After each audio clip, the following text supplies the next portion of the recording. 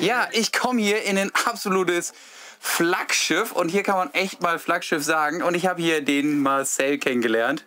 Hi. Moin, sag mal, du hast ja hier ein absolutes Traumauto und es sieht halt auch aus wie ein Schiff von innen. Genau, das ist auch so beabsichtigt. Wahnsinn. Kannst du ganz kurz mal was zu den Maßen sagen? Wo sind wir denn hier? Was ist es für ein Auto? Welche Maße hat das Auto? Also das Fahrgestell ist ein Volvo B10M aus Baujahr 89, also ist ein Oldtimer, hat eine Oldtimer-Zulassung. Und der Aufbau ist vom Berghof, kann man hier auch erkennen von draußen. Und Berghof ist ein Reisebusbauer, der das Fahrgestell halt bei Volvo bestellt hat und dann halt Reisebusse gebaut hat. Berghof gibt es nicht mehr, gehört jetzt zu VDL. Okay. In Holland, ein holländischer Hersteller, Ja. Reisebushersteller. Ne? Und der ist mal gebaut worden als Reisebus, aber nie als Reisebus gefahren. Zwischenzeitlich hat mal eine Firma, die Büromöbel herstellt, hat den dann quasi als Messefahrzeug gehabt. Okay. Da war der blau übrigens von draußen. Und dann hat ein Rennfahrer den gekauft und hat den umbauen lassen quasi für seine Familie zu einem Wohnmobil und hat den bei einem Bootsbauer, einem holländischen bekannten Bootsbauer, ausbauen lassen. Aber der ist so bekannt, dass mir der Name gerade nicht einfällt. Ja, okay. Aber deswegen sieht es hier auch alles aus wie Boot und man kennt ja auch, ich glaube, wenn ich an Bootsausbaumöbel denke, denke ich automatisch immer gleich erstmal an Kirsche. Und es ist ja auch Kirschholz. Genau, ist Kirschholz. Es sieht auch aus nach Echtholz von hier. Es ist Echtholz, genau. Ne? Es ist Echtholz. Also es ist wirklich massiv Echtholz, Echtholz von hier Echtholzkanten. Also Genau. das ist noch was richtig Grundsolides, muss man sagen. Auf jeden Fall, genau. Man merkt auch, der Ausbau ist von 1999 ist das gemacht worden. Ja. Also 24 Jahre alt. Und wenn du jetzt mal siehst, nach 24 Jahren, wie das schön das noch alles ist, ne? Es nutzt ja nichts ab oder so, ne? Absolut. Und das ist halt der Vorteil auch daran. Und Ja. dass wir halt kein Gewichtsproblem haben. Das ist der Vorteil. Der wiegt 13 Tonnen, hat er jetzt ein Reisegewicht und 17,8 Tonnen ist das zulässige Gesamtgewicht. Okay. Das heißt, wir haben noch 5 Tonnen, knapp 5 Tonnen Zuladung, Ja. die wir im Leben nicht brauchen. Aber das ist halt das Schöne dabei, du brauchst halt beim Ausbau nicht auf Gewicht achten.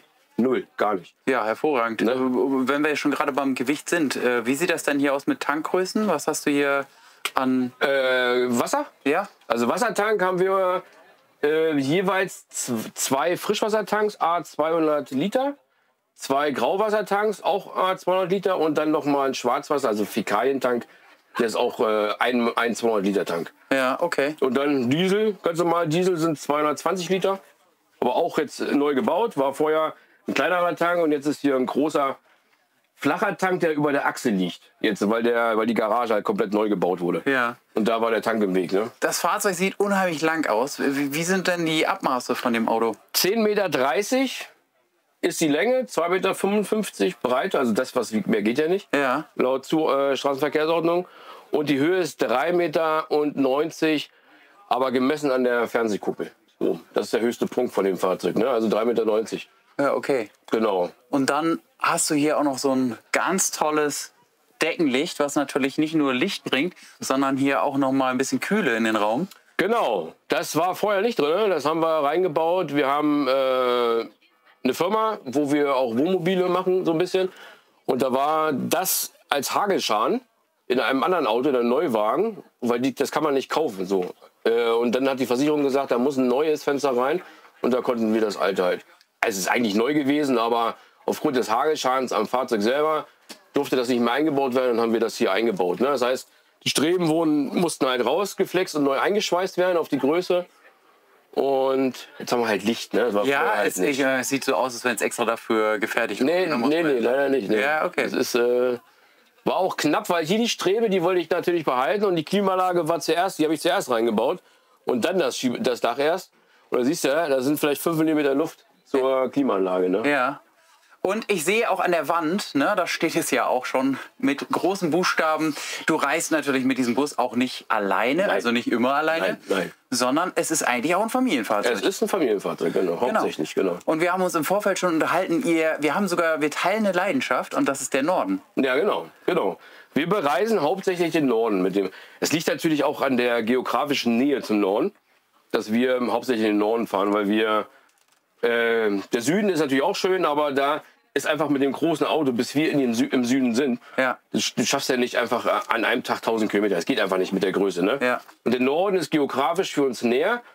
Aber unabhängig davon ist der Norden einfach unsere zweite Heimat. Ist einfach so. Ne? Ja. Und wir mögen einfach das Fahren. Wir haben überhaupt keine Probleme, irgendwo zu stehen. Wir stehen frei. Ist ja in Schweden auch erlaubt. Ne? Natürlich, wenn man irgendwo privat, muss man fragen, etc. pp. Ist auch mittlerweile ein bisschen beschränkter. Aber es ist einfach, Fahren ist einfach viel ruhiger. Viel weniger Verkehr. Es ist, und die Landschaft, brauchen wir nicht drüber reden, ist traumhaft. Ne? Ja, und du hast hier noch dann deine Sitzblöcke. Genau, wir haben hier einen Dreipunktgurt und haben hier haben wir ganz normale Beckengurte. Ja. Obwohl das Fahrzeug eigentlich gar keine Gurte bräuchte. Vom Baujahr her gibt es keine Anschnallpflicht in dem Fahrzeug. Ja. Aber wenn du mit Kindern reist, musst du einen Kindersitz nehmen. Und wenn du einen Kindersitz hast, musst du auch Anschnallmöglichkeiten haben. Sonst darfst du es ja nicht nutzen. Ne? Okay. Und vorne die beiden haben ja nur eine ganz normale Beckengurte, ne? Für Fahrer und Beifahrer. Ja, großartig. Ihr seid theoretisch dann mit so einer Größe ja eigentlich auch autark. Wir sind autark. Ihr bräuchtet eigentlich nichts. Nee. Wasser ist irgendwann zu Ende, da müssen wir Wasser auffüllen. Ja. Aber stromtechnisch haben wir hier auch knapp 1000 Watt. Und Batteriekapazität haben wir hier 560 Ampere Lithium auf 24 Volt. Also eine Menge. Da kommen wir. Also haben wir gar keine Probleme. Außer die Sonne bleibt mal weg, dann für lange Zeit. Dann ist irgendwann Ende, ne, mit dem Strom. Und wir haben auch kein Gas, wir machen alles nur mit Strom. Induktionskochfeld, Kühlschrank, also alles ist hier mit Strom. Ne? Wir machen alles nur über Strom. Wir brauchen keine Das ist halt das Schöne daran, ne? Dass man eigentlich alles also gerade die Sonnenenergie, dass die uns hier Strom liefert und wir sind nicht abhängig. Ja, absolut. Das finde ich so mega und das macht mich auch glücklich, muss ich ehrlich sagen. Ne? Ja. Ich finde das einfach genial, dass uns die Sonne das alles liefert. Absolut. Es ist eine nachhaltige Form, ne? Unabhängig davon, dass das Auto wahrscheinlich jetzt auch ein bisschen Benzin verbrauchen wird, oder? Ist natürlich klar, aber trotzdem, es ist ein altes Auto oder ein altes Fahrzeug, aber wenn man überlegt, es ist ja nachhaltig, wenn man sowas einfach auf dem Stand hält, Stand X oder sogar verbessert und modernisiert, finde ich immer noch besser und ist nachhaltiger, als wenn man einen neuen Bus baut. Absolut. Das rechtfertigt dann natürlich auch wahrscheinlich den Preis, den es mal gekostet hat und den Bau von diesen hochwertigen Möbeln. Ja. Weil, wie du schon gesagt hast, die sehen, ich weiß nicht, ob es auf der Kamera rüberkommt, aber die sehen noch aus wie neu. Man sieht nicht wirklich das Alter dieses Fahrzeugs. Ja. Das ist wirklich klasse. Können wir mal ein Stückchen weiter nach hinten gehen? Also hier vorne ist euer Familienbereich, kann man sagen. Ne? Genau, Wohnbereich. Hier findet das Leben statt. Hier guckt ihr Fernsehen dann im Zweifel. Hier wird gegessen. Genau. Also es ist der Sitzbereich. Und ich finde es natürlich dadurch, dass es ein Bus war, mit diesen riesen Fensterflächen, ja auch echt großartig. Ne? Du stehst jetzt hier natürlich so ein bisschen im Schatten. Ja. Deswegen sieht man das jetzt wahrscheinlich nicht ganz so doll. Aber es ist halt natürlich echt sehr, sehr viel Fensterfläche. Ist mega. Wenn du die ganzen Plissés hochmachst, vorne an den Seiten, du hast einen Panoramablick, das ist einmalig. Du hast ja die B-Säule, die ist ja, was ist die, 10 cm breit. Ja. Also du hast wirklich ein traumhafter Blick, ne? Absolut. Das muss man wirklich sagen. Ja. Gut, zeig mal deine Küche. Ja, genau, das ist unsere... Obwohl, hier muss man ja Kombüse sagen. Eigentlich. Eigentlich genau. Der Smooth ist auch momentan nicht vorhanden. Ja. Genau, hier ist unsere Küche. Die ist natürlich, die Küche jetzt gesehen auf das ganze Fahrzeug, vielleicht ein bisschen eng. Das liegt aber auch daran, das kann man gleich sehen hier mit der Kajüte für die Kinder. Wir haben hier Induktion. Unten haben wir noch einen kleinen Gaskocher, den wir von außen anschließen können, wenn das mal wirklich Strom mal knapp wird. Aber ansonsten halt ganz normal warmes Wasser, alles was man so braucht. Abzugshaube. Und vor allen Dingen ist es ja auch mit Armaturen aus dem Haushaltsbereich. Ne? Genau. Das ist ja genau, kannst du schön hier rausziehen, wie man es halt von zu Hause kennt. Genau. Es fühlt sich hier auch an wie ein Zuhause. Also theoretisch kannst du hier auch drin wohnen. Theoretisch kann man hier drin wohnen, ja. Also würde ich auch gerne machen. Ne? Aber der Alltag, der lässt es halt einfach nicht zu, dass man hier drin lebt. Ne? Muss man halt einfach so sagen. Genau, wir sind Kaffeeliebhaber, deswegen haben wir uns hier, obwohl die ganz knapp hinpassen und auch vielleicht ein bisschen doof ist, dass man die von hier bedienen muss. Aber Filterkaffee ist nicht unser Ding. Wir mögen halt gerne so Flat White oder Cappuccino trinken. Und deswegen haben wir die hier reingesetzt. Ne? Absolut. Ganz wichtig. Kaffee ist ganz wichtig. Ja, und Stauraum ist auch ordentlich eigentlich da. Ne?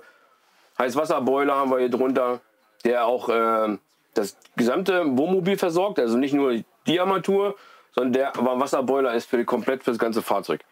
Also für Dusche, für alles. Ne? Ja. Außendusche, in der Garage aber noch eine Außendusche. Okay. Auch mit warmem Wasser läuft alles hier mit drüber. Ne?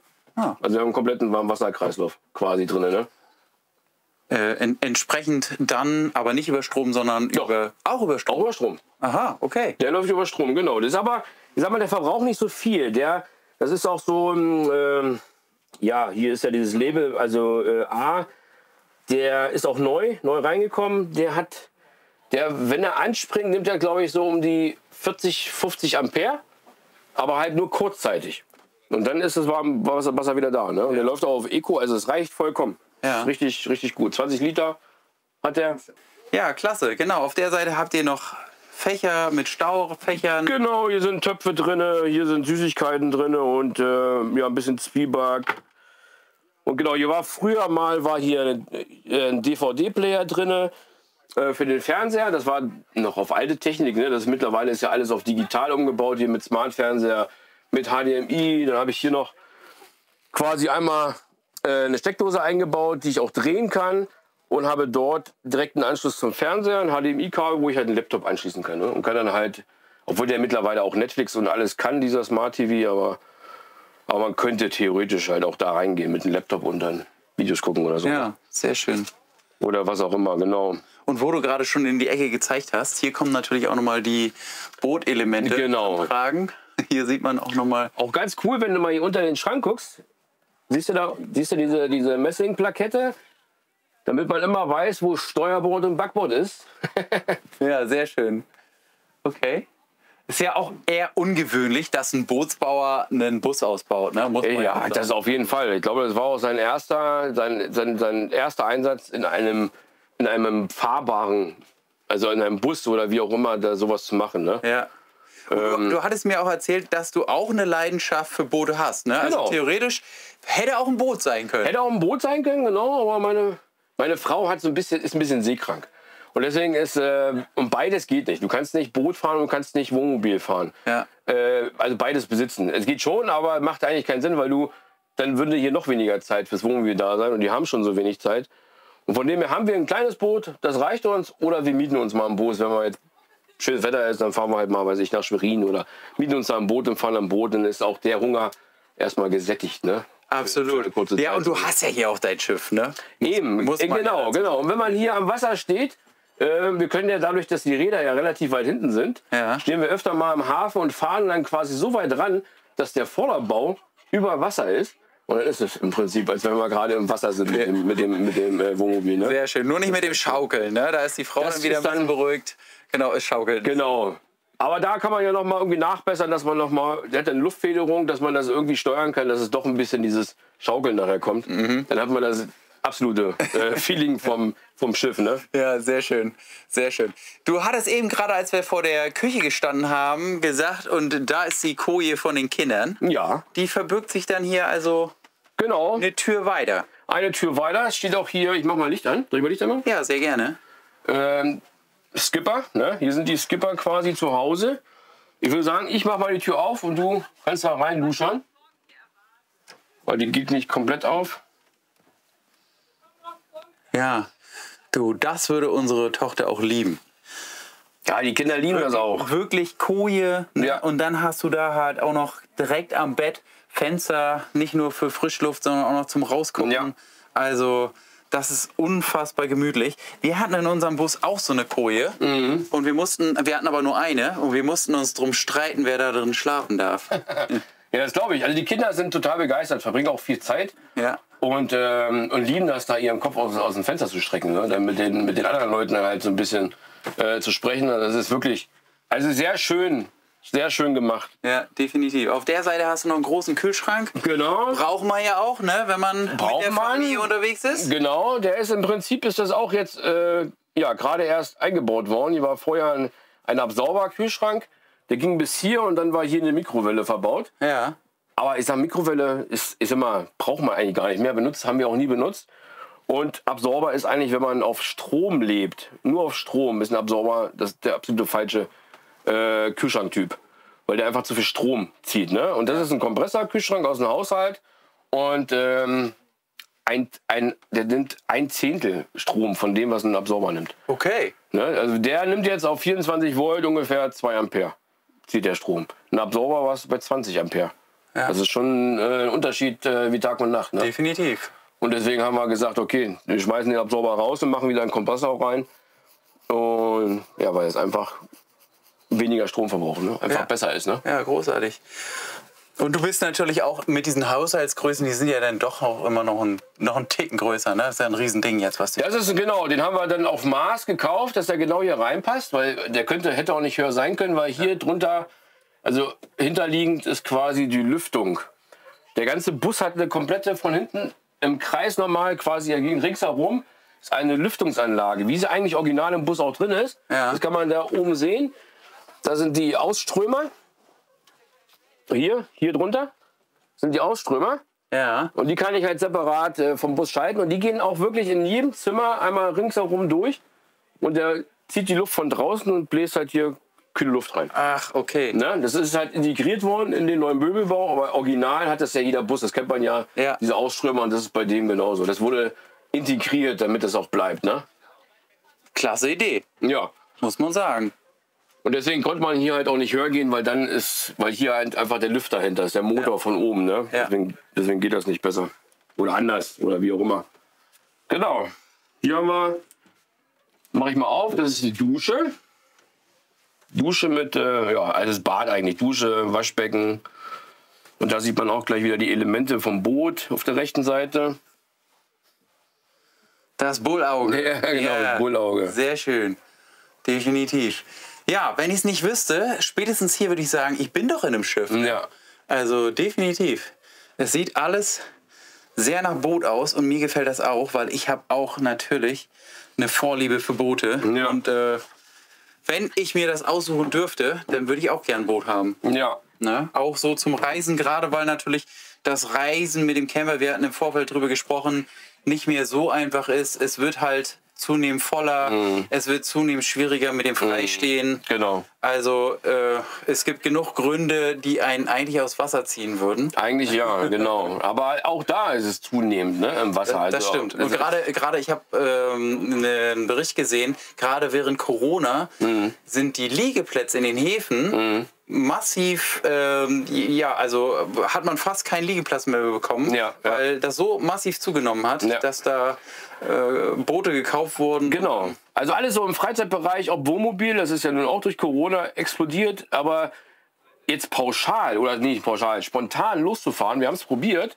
jetzt zum Vatertag haben wir probiert, spontan einfach Lust, haben wir früher gemacht, spontan einfach irgendwo hin und haben irgendwo einen Wohnmobilstellplatz gefunden. Ja. War nicht möglich dieses Jahr. Alles voll, alles voll. Wir haben einen gefunden noch, aber auch durch Zufall.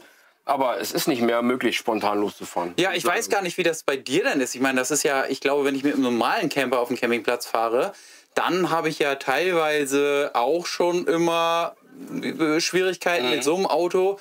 Da brauchst du ja auch nochmal einen ganz anderen Platz. Nee. Nee? Nee. Wie ist das mit den Kosten eigentlich? So? Ja, die Kosten sind eigentlich gleich wie beim normalen Camper auch. Okay. Es gibt Campingplätze, das ist schon passiert. Wenn du auf dem Campingplatz, also wie gesagt, wir fahren nicht auf dem Campingplatz. Wenn wir aber mit Freunden unterwegs sind, da gibt es welche, die haben einen Wohnwagen, dann müssen wir auch auf dem Campingplatz mit denen zusammen, ne? Weil wir natürlich nicht separat stehen wollen. Und da ist es teilweise so, dass man mit dem dann zur Rezeption fährt und dann gehst du rein und sagen die, wem gehört dann dieses Riesending da? Ja, uns. Ja, dann müssen sie mehr zahlen. Pauschal mehr zahlen, obwohl ein Wohnwagen, also ein Gespann, ein Auto- und Wohnwagengespann genauso lang ist wie der. Ja gut, hast recht, 10 Meter. Ne? Ja, genau. Ja. Und, aber manche machen das dann halt einfach frech und sagen, okay, ihr zahlt einfach pauschal mehr. Ja. Den Freunden zuliebe haben wir es auch gemacht, aber eigentlich wäre ich da schon wieder umgedreht und wäre gefahren, weil ich es einfach frech finde. Ne? Ja. Aber dadurch, dass der 10 Meter hat, 10,30 Meter, wir haben ja noch einen Fahrradträger eigentlich immer dran im Urlaub, wo die Fahrräder draufstehen, dann sind wir ja bei 11 Meter noch was.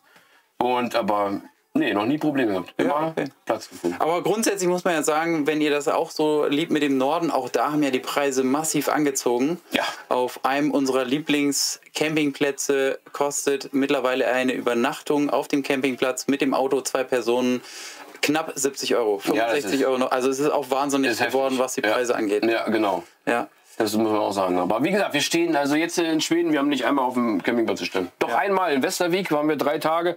Weil wir wir haben keine Waschmaschine hier. Ja, gut. Die würde auch noch reinpassen irgendwo, aber das will ich gar nicht. Und deswegen, da waren wir in Westervik, haben dann 3 Tage in dem Resort gestanden und haben mal Wäsche gewaschen. Aber da muss ich sagen, Das ist ja, glaube ich, mit der größte Campingplatz in Schweden. Also ein Riesending. Und da haben wir, glaube ich, 150 € bezahlt für 3 Nächte.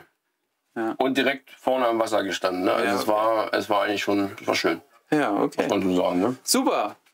Machen wir mal weiter mit der kleinen Roomtour. Was ist hier noch so? Ja, hier steht es ja dran, das ist das WC. Da ist eine, ja... Allein das wünsche ich mir schon zu Hause. Das gibt's ja gar nicht. Ihr habt getrennt Dusche und WC. Ja, genau. Eine schöne Keramiktoilette. Genau, eine Dometic, eine Masterflash. Die funktioniert auch wunderbar. Ja, hier haben wir noch unseren Staubsauger, hier unseren Akkustaubsauger, der ist hier quasi, der hängt hier drinnen und wird geladen, wenn es soweit ist. Ja, aber das ist natürlich auch großartig, ne, dass du... Angenehm. Ja. Weil gerade mit 5 Leuten, absolut, wenn einer auf Toilette sitzt, wenn das jetzt wirklich mit dem Bad zusammen wäre, dann müssen alle anderen warten, bis du mit deinem Geschäft fertig bist. Und deswegen ist das mega cool, dass das separat ist. Ne? Ja, großartig. Genau, dann haben wir hier ist einfach ein großer Kleiderschrank, wo halt alles Mögliche, nachher die Klamotten drin sind. Ne? Ja.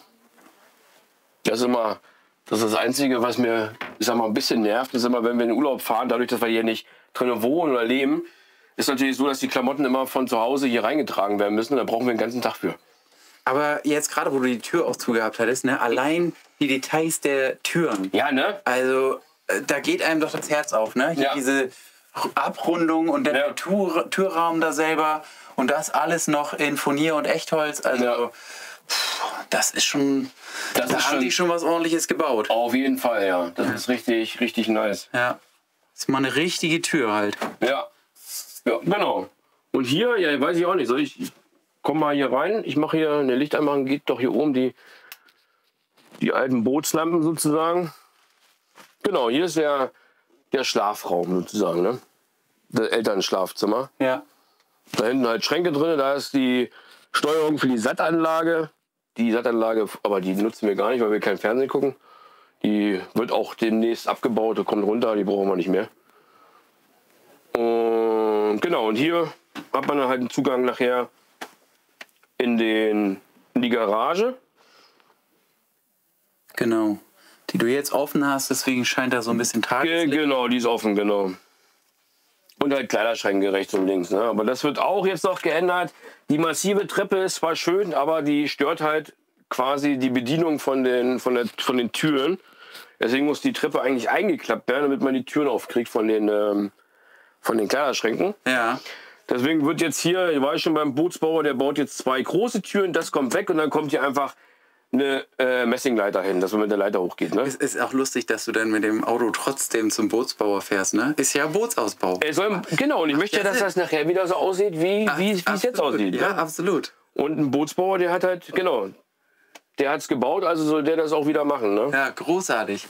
Und es sieht nach einem sehr, sehr gemütlichen großen Bett aus. Ne? Auch das wieder ist natürlich der riesengroße Vorteil, wenn man mit so einem, ich sag nochmal Schlachtschiff, obwohl er ja 10 Meter ist, aber trotz alledem, man merkt den Platz und es ist unfassbar. Wenn man, bleibt mal ganz kurz stehen, ich laufe mal bis nach hinten hin, also weil das ist ja eine Fläche, die ist ja absoluter Wahnsinn. Ne? Wenn ich hier vom Ende bis zu dir gucke, dann ist es ja richtig weit weg. Also ein riesiges Fahrzeug, gefällt mir unheimlich gut.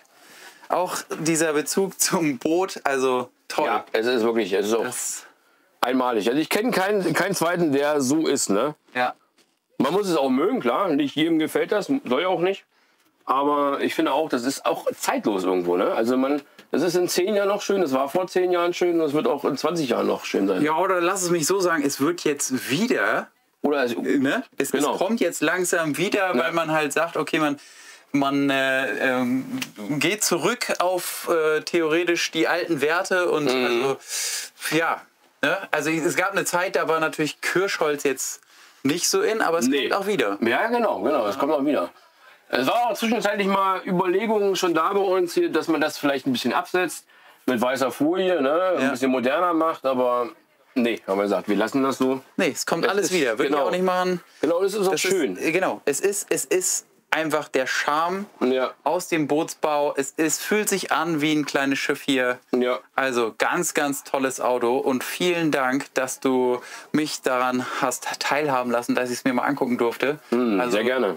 Das ist wirklich extrem vorzeigbar. Ganz toll. Danke, danke.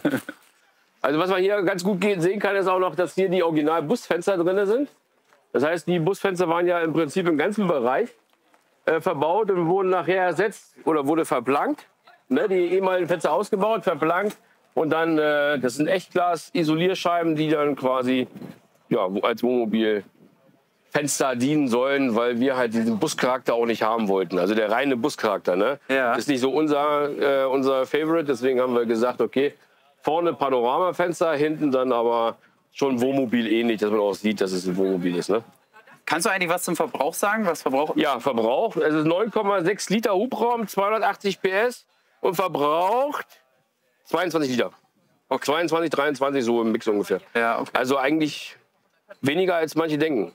Also ich finde das eigentlich für die Größe und für das Gewicht ist sehr annehmbar, der Verbrauch. Ja, das stimmt. Ich habe hinten auch ein Fahrzeug gesehen, da dachte ich, oha, ne? Kleines Auto, was so viel verbraucht. Also das stimmt. Es ist viel, aber es ist auch ein riesiges Fahrzeug. Ja, genau. Das sehe ich genauso. Deswegen finde ich, sind wir mit dem Verbrauch eigentlich mehr als zufrieden. Kann man wirklich so sagen. Ja, klasse. Und hinten hast du halt in der Tat noch eine große Garage. Ja. Genau, das ist eine große Garage, die ist im Prinzip dieses Jahr neu gekommen. Sogar eine begehbare Garage. Eine begehbare Garage, genau, mit Außendusche. Und wir haben hier, also vorher war die Garage auf dieser Höhe. Da waren 2 Stufen und dann war hier drunter halt ein Stromaggregat mit Tank und Auspuff etc. Und ich sag mal, ein 13er Diesel-Stromaggregat ist auch nicht nachhaltig, wenn man den irgendwo anschmeißt, um sich Strom zu erzeugen. Und im Zuge der Aufrüstung auf Solar und mit den Lithiumbatterien haben wir gesagt, wir bauen das alles um.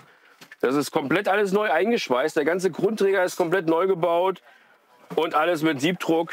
Und genau, jetzt können wir halt schön hier reingehen, ohne dass wir irgendwelche Stufen hochgehen müssen.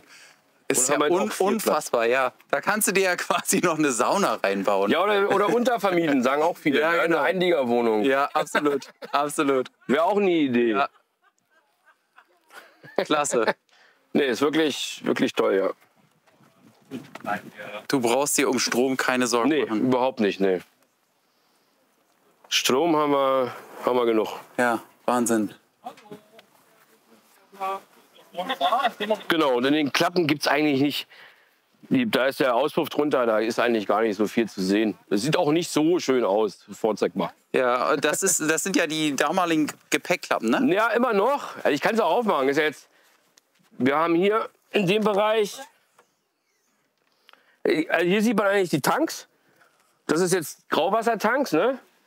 Die hier drin sind. Hier wird aufgefüllt, Frischwasser abgelassen, Fäkalientank und abgelassen und Grauwasser abgelassen, ne? Ah, okay. Und die Auspuffanlage sieht man hier noch. Der sieht jetzt auch ganz schön flach aus, ne? Hast du da schon mal irgendwann Probleme mit dem Boden gehabt? Nee, weil das ist auch nicht die Fahrhöhe. Das ist im Prinzip die Ruhehöhe. Man kann ihn runterlassen mit dem Luftfahrwerk. Der hat ein Luftfahrwerk komplett hinten und vorne. Und den kannst du ihn komplett runterlassen. Und wenn er nachher angeschmissen wird, kannst du ihn hochfahren auf die Fahrstufe und dann kannst du ihn noch mal auf noch eine höhere Stufe fahren. Okay. Wenn du unwegsames Gelände hast, kannst du ihn ganz hoch fahren und kannst aber nur langsam halt dann da lang fahren. Ne? Okay. So, und hier ist halt noch ein bisschen, also die Bordbatterien. Dann ist es ja eine Trockensumpfschmierung, ein Motor mit Trockensumpfschmierung. Das heißt, hier ist der Ölbehälter, wo der Motor sich das Öl rauszieht. Besser verbrauchen. Ne? Ist keine Ölwanne, weil es ein Unterflurmotor ist, sondern Trockensumpfschmierung. Und halt Dieselkanister für die Luftstandheizung, die wir jetzt nachträglich noch mal reingebaut haben. Weil heizen tun wir eigentlich hier mit Wasser. Das ist eine Wasserheizung mit Konvektoren. Aber weil die halt träge ist, es war ein schönes Heizen, aber träge. Und wenn man jetzt bei so einem Wetter wie heute, ist ja morgens relativ kühl und abends, dann reicht eine Luftstandheizung. Da muss man nicht die ganze Anlage hier komplett wärmen. Also du kennst dich ja auch extrem gut aus. Ja. Nicht nur mit dem Fahrzeug, sondern man hört auch, du hast halt Technik. Auch von, ja genau, der ganzen Technik Ahnung. Kannst du noch mal ganz kurz vielleicht sagen, warum das so ist?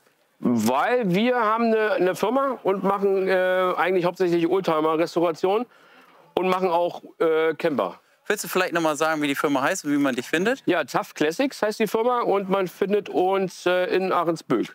Ist die Firma. Also Ahrensböck ist bei Lübeck. Und da machen wir, also hauptsächlich haben wir eigentlich angefangen mit Jeep-Restauration und ist dann im Laufe der Zeit immer mehr mit Bullis geworden. Dass wir Bullis reparieren und dann halt auch mit Ausbau und somit hat man ein paar Schulungen haben wir gemacht, damit wir halt auch, ich sag mal, zum Beispiel Hubschütze einbauen dürfen, die Luftfahrwerk einbauen dürfen, weil halt viele Camper aus dem Werk schon fast überladen kommen und keinen Federweg mehr haben, wo wir das dann umbauen halt, ne? Mhm. Genau, deswegen, das haben wir auch alles selber gemacht und genau. Ja, das ist unser Ding. Super gut. Ja. Also mir gefällt es richtig gut. Du hast da ein fantastisches Fahrzeug. Dankeschön. Vielen Dank. Dankeschön.